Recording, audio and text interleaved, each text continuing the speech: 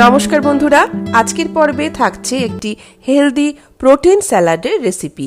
যারা weight loss জার্নিতে আছেন বা যারা নিজেদের ওজন কমানোর কথা ভাবছেন, তারা তাদের খাদ্য তালিকায় কিন্তু এই স্যালাডটি অবশ্যই রাখতে পারেন।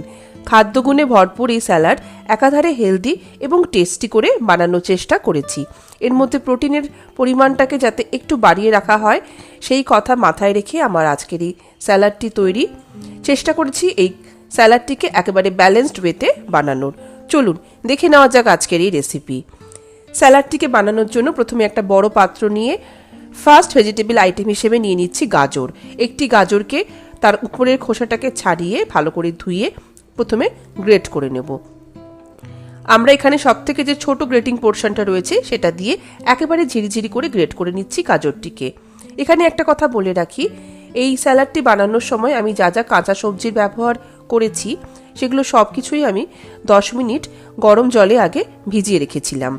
কারণ আমাদের সবজিগুলোতে প্রচুর পরিমাণে ইনসেকটিসাইডস ব্যবহার করা হয়, তাই কাঁচা অবস্থায় খাওয়ার আগে অবশ্যই এই কাজটি আপনারা করে নেবেন। নেক্সট আইটেম হিসেবে নিচ্ছি টমেটো। একটা টমেটো মাঝারি সাইজের, তাকে একেবারে ছোট ছোট করে কুচি করে নিচ্ছি। আপনারা আপনাদের বাড়িতে থাকা যে সমস্ত কাঁচা সবজি স্যালাডে খেতে পছন্দ করেন সেগুলো অ্যাড করতে পারেন আজকের এই স্যালাডে।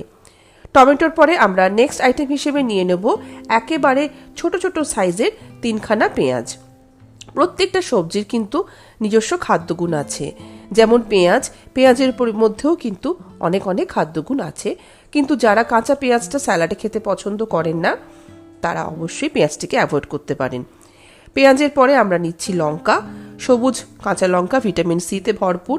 লঙ্কার পরিমাণটা আপনারা ঝাল যেরকম খেতে পছন্দ করেন সেই মতন কম বেশি করতে পারেন। আজকের এই স্যালাডটির স্বাদ একাধারে ঝাল, নোনতা, টক সবকিছু মিশিয়ে তৈরি করা হয়েছে। এবার আসছে নেক্সট আইটেম হিসেবে সিদ্ধ করে নেওয়া আলু। একটা সিদ্ধ আলুকে এইভাবে হাতে রাফলি টুকরো টুকরো করে নিচ্ছি। আলু খেতে না চাইলে অ্যাভয়েড করতে পারেন বা আলুর পরিবর্তে আপনারা মিষ্টি আলুর ব্যবহার করতে পারেন। প্রোটিন সোর্স হিসেবে এবার থাকছে কাবুলি ছোলা। সারা রাতের জন্য এটিকে ভিজিয়ে রেখেছিলাম। পরের দিন সকালে প্রেসার কুকারে অল্প লবণ দিয়ে সিদ্ধ করে নিয়েছি। নিয়ে দিচ্ছি 2 বাটি সিদ্ধ এই কাবুলি ছোলা। কাবুলি ছোলার মধ্যে প্রচুর পরিমাণে প্রোটিন রয়েছে। কাবুলি ছোলার বদলে আপনারা সিদ্ধ মটর অথবা নর্মাল যে ছোলা সেটিকেও ইউজ করতে পারেন। এবারে পরপর স্যালাডের স্বাদ বাড়ানোর জন্য প্রথমে দিয়ে দিলাম পাতিলেবুর রস, আর তারপর দিয়ে দিচ্ছি বিট লবণ। নর্মাল যে সাদা লবণ সেটিকে আমি এখানে ব্যবহার করিনি, কারণ কাবলি ছোলা সিদ্ধ করার সময় আমি অল্প লবণ দিয়ে দিয়েছিলাম। এরপর দিয়ে দিচ্ছি সামান্য একটু চাট মশলা। এখানে একটা কথা বলে রাখি, যাদের হাইপার টেনশন তারা লবণ বা বিট লবণ সমস্ত কিছুই অ্যাভয়েড করতে পারেন। এবার দিয়ে দেবো 7 থেকে 8টা ফ্রেশ গোলমরিচকে থেতো করে।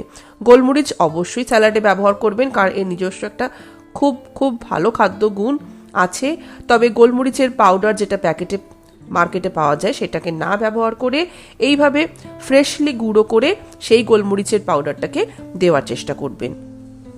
আর বিশেষ কিছু মশলা আমি আজকের এই স্যালাডে দিচ্ছি না। এবার একটা ফাইনাল মিক্সিং দিয়ে দিচ্ছি এই স্যালাডে। তবে এই স্যালাডটিতে কিন্তু আরও একটি উপকরণ দিতে এখনো বাকি আছে। আমাদের এই স্যালাডটিতে বলেছিলাম এটি একটা হাই প্রোটিন স্যালাড, তাই এখানে 2 ধরনের প্রোটিন সোর্স আমি ব্যবহার করেছি। এক ভেজিটেবল প্রোটিন সোর্স যেটা হলো কাবুলি ছোলা, নেক্সট একটা অ্যানিম্যাল প্রোটিন সোর্স ব্যবহার করব। তার জন্য নিয়ে নিচ্ছি সেদ্ধ ডিম। আমি এখানে 2টো সেদ্ধ ডিমকে 2 ভাগ করে নিয়ে উপরে রেখে দিচ্ছি। আপনারা যারা সম্পূর্ণ নিরামিষাশী তারা কিন্তু প্রোটিন সোর্স হিসেবে সিদ্ধ ডিমের পরিবর্তে পনির ব্যবহার করতে পারেন। পনিরটাকে গ্রেট করে বা কিউব করে কেটে ছড়িয়ে দিতে পারেন। এইভাবে তৈরি হয়ে গেল আমাদের আজকের প্রোটিন রিচ স্যালাড, যেটি একাধারে হেলদি এবং টেস্টি। এই স্যালাড কিন্তু একবার সকালবেলা যদি ব্রেকফাস্টে খেয়ে নিতে পারেন অনেকক্ষণ অবধি আপনাদের পেট ভর্তি থাকবে। আজকের এই রেসিপিটি ভালো লাগলে অবশ্যই এটিকে লাইক, কমেন্ট আর শেয়ার করবেন। আর আমার চ্যানেলে নতুন বন্ধু হয়ে থাকলে চ্যানেলটিকে সাবস্ক্রাইব করে আমার পাশে থাকবেন। সবাই ভালো থাকুন, সুস্থ থাকুন। নমস্কার।